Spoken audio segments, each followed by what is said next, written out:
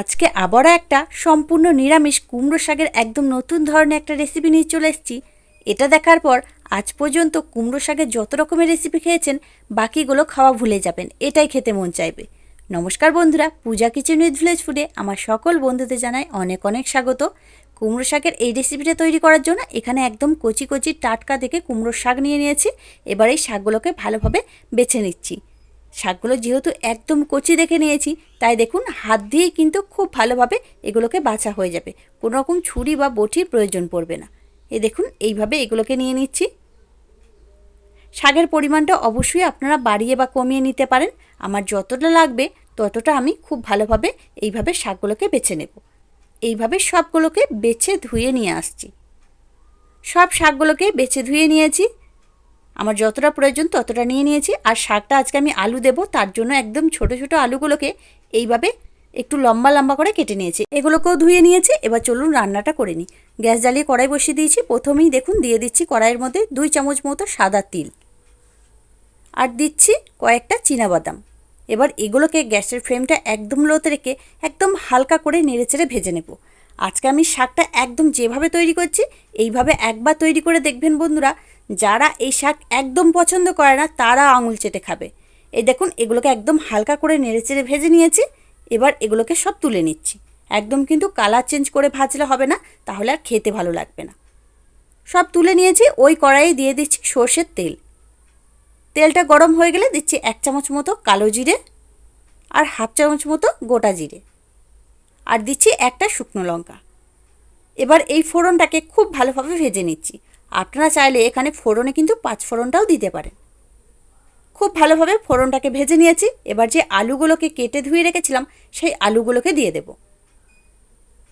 এবার এই আলুর মধ্যে দিচ্ছি অল্প সামান্য একটু লবণ আর অল্প একটু হলুদের গুঁড়ো।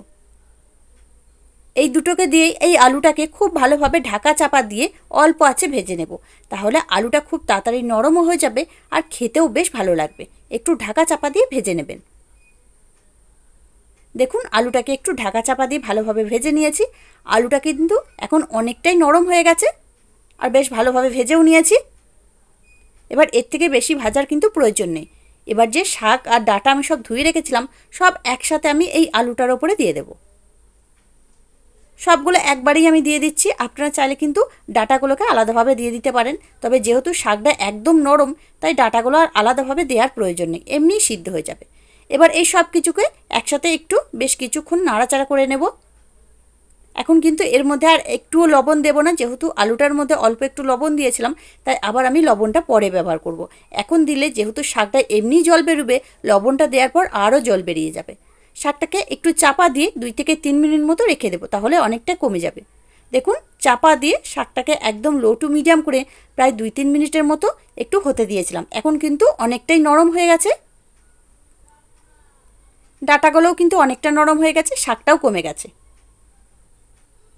এবার এর মধ্যে আমি দিয়ে দিচ্ছি অল্প একটু জল। এই জলটা কিন্তু গরম জল ব্যবহার করতে হবে, ঠান্ডা জলে অতটা ভালো লাগবে না। গরম জলে কিন্তু খুবই ভালো টেস্ট আসবে একটা।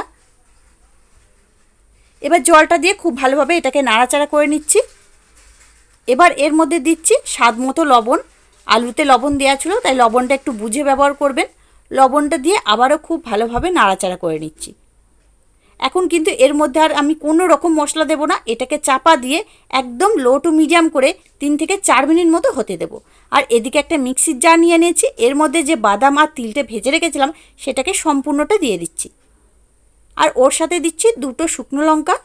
জল না দিয়ে খুব ভালোভাবে এটাকে গুঁড়ো করে নেব। দেখুন জল না দিয়ে ভালোভাবে এটাকে আমি তৈরি করে নিয়েছি। কত সুন্দর হয়ে গেছে দেখুন। এইভাবেই কিন্তু করে নিতে হবে। যেহেতু এটা ভেজে রেখেছিলাম তাই জল দিয়ে বাটলে অতটা ভালো লাগবে না খেতে। এদিকে শাকটা দিয়ে হতে দিয়েছিলাম। ডাঁটা আলু শাক সব কিছু কিন্তু ভালোভাবে সিদ্ধ হয়ে গেছে। জলটাও দেখুন এখন কিন্তু অনেকটাই শুকিয়ে এসেছে। আর আলু দেখুন ভালোভাবে সিদ্ধ হয়ে গেছে, তার মানে ডাঁটাগুলোও কিন্তু খুব সুন্দর সিদ্ধ হয়ে গেছে। এবার এখানে কিন্তু আর আমার এটাকে বেশিক্ষণ ফোটানোর প্রয়োজন নেই। এর মধ্যে দিচ্ছি 2টো চিড়ে রাখা কাঁচা লঙ্কা। ঝালটা অবশ্যই আপনারা বুঝে দেবেন। কাঁচা লঙ্কাটা দিয়ে আবারও খুব ভালোভাবে এই শাকটার সাথে একটু মিশিয়ে নিচ্ছি।